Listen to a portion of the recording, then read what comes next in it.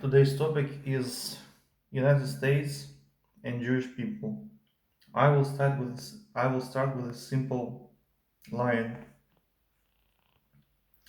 If there would be no intention from the part of Russian Tsar Alexander III to baptize all Jewish children which live in Russian Empire, consequently there would be no huge wave of first Jewish immigration to the United States in the end of 19th century, and consequently there would be no Hollywood, no American mob, no American business, nothing about the United States as we know them today. I will just give you a short list of Americans who have Jewish roots, Jewish Russian roots. Sylvester Stallone, Bill Gates, uh, then Joe Dassin,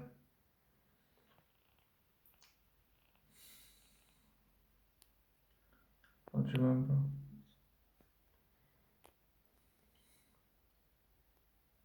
Paul Newman, Adelson Sheldon, who is the richest Jew in the world, who owns major part of Las Vegas casinos. This list is too long that I will be able to remember every single name and last name. Maybe not everyone knows, but maybe still some people know, especially elderly people, who was Bugsy Siegel. His real full name was Benjamin Siegelbaum. He was the son of Ukrainian Jewish couple from Western Ukraine, from the city of Letichev, and he was one of the youngest children in the family with 11 kids. He was born in Hell's Kitchen, one of the most awful part of Brooklyn in New York City. Uh, if you wish to know more about him, you can just Google Bugsy Siegel or find a couple of movies. I could suggest you either Mobsters, which was released in 1991, where his role is played by Italian actor Richard Grieco, or the second movie where uh, Siegel is featured by Warren Beatty. By the way, for this role, Warren Beatty received Oscar in 1991. So Bugsy was one of the most amazing Jewish Americans in the history of US. On one hand, he was really outstanding person. He was classical gangster. He looked, behaved, and lived like real gangster. All people who knew him, they all say the same. That impression was like he appeared in real life from some movie about gangsters. He was very handsome, very charismatic, absolutely courageous. He had no fear, like he had fear of no one, and he was brilliant in his main function for mob.